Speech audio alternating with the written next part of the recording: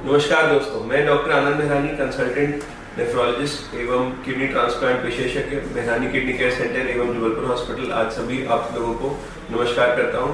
आज हम लोग एक बहुत ही महत्वपूर्ण विषय में बात करने वाले हैं जिसका नाम है सूजन।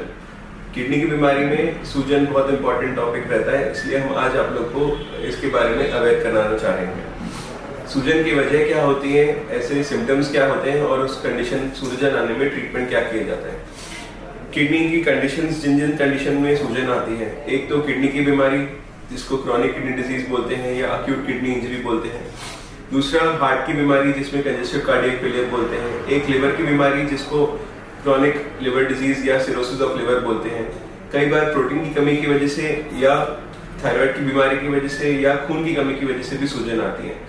कभी कभी पैरों में नसों में क्लॉट हो जाता है जिसको डीप वेन थ्रोम्बोसिस बोलते हैं। इन सब कंडीशनों में भी पैरों में सूजन आने के चांसेस होते हैं। कई बार चोट लगने से, फ्रैक्चर होने की वजह से भी पैरों में सूजन आने के चांसेस रहते हैं। कभी चोट लगने की वजह से या पैरों में इन्फेक्शन होने की वजह से, जिसको सेल्युलाइटिस बोलते हैं, उसमें भी पैरों में सूजन आने के चांसेस रहते हैं। कई बार पेशेंट को वजन बढ़ने की वजह से, ओवरवेट होने की वजह से भी शरीर में सूजन आने के चांसेस रहते हैं। एक दूसरी बीमारी होती है जिसमें लिम्फ फ्लूइड ड्रेन नहीं होता है, उस कंडीशन में भी पैरों में सूजन आने के चांसेस रहते हैं, जैसे कि फाइलियरियासिस इत्यादि।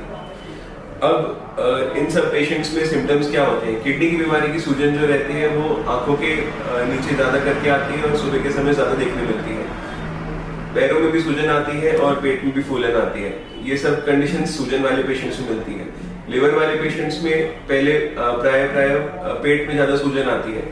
हार्ट वाले पेशेंट्स में ज्यादा करके पैरों में सूजन आती है और उसके बाद में पूरे शरीर में फैलती है। जब सूजन बढ़ती है तो किडनी वाले पेशेंट्स में ज्यादा करके पेनलेस स्वेलिंग रहती है, इसमें बहुत ज्यादा दर्द नहीं होता है। अगर पेन हो रहा है तो फिर वो कई बार इन्फेक्शन रहता है पैर में या डीप वेन थ्रोम्बोसिस रहता है, जिस कंडीशन में पैरों में दर्द और सूजन दोनों आती है। इन कंडीशनों में ट्रीटमेंट क्या रहता है। ज्यादा करके हमें पेशेंट को ये बताना रहता है कि कुछ दवाइयां रहती हैं, कभी कभी जो दवाइयों की वजह से सूजन आने के चांसेस रहते हैं। कभी कभी पेशेंट को वो दवाइयां चेंज करने से, बंद करने से सूजन घट जाती है। कुछ सूजन घटाने की दवाइयां भी आती हैं, जैसे कि डाइटोर, लैसिक्स, मेट्रोलोजोन। ये सब दवाइयां शरीर में सॉल्ट और वाटर को नियंत्रित करती हैं और शरीर में से सूजन को घटाती हैं। कई बार हमें पेशेंट को ये भी बोलना पड़ता है कि पानी की मात्रा को कम लें या सॉल्ट की मात्रा को कम से कम लें, उस कंडीशन में भी सूजन घट जाती है। पेशेंट जिन लोगों को पैर लटकाने की बीमारी रहती है, पैर लटकाने की वजह से सूजन आती है, उन लोगों को ये बोला जाता है कि पैर को थोड़ा ऊपर करके रखें शरीर से, ताकि उसमें सूजन घट जाए।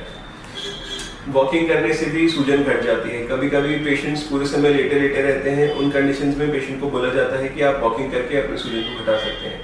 कुछ लोग जो एडमिट रहते हैं अस्पतालों में, उन पेशेंट्स को मसाज और कुछ मशीनें आती हैं जिसको पैर में लगाने से सूजन घट जाती है, वो मशीनों के द्वारा भी हेल्प मिलती है। ज्यादा करके हमें किडनी वाले पेशेंट्स को ये सलाह देनी पड़ती है कि अगर सूजन आ रही है तो पानी की मात्रा को कम करें, अपने नमक के इंटेक को, सॉल्ट के इंटेक को रिड्यूस करें। और आज हम आपको ये बताना चाहते हैं कि अगर कभी भी आपको सूजन आती है तो आपको अपने किडनी के डॉक्टर से, हार्ट के डॉक्टर से और लिवर के डॉक्टर से संपर्क करना चाहिए, ताकि आपकी बीमारी उचित तरीके से पकड़ी जा सके टाइम पर और उसका ट्रीटमेंट किया जा सके। Thank you.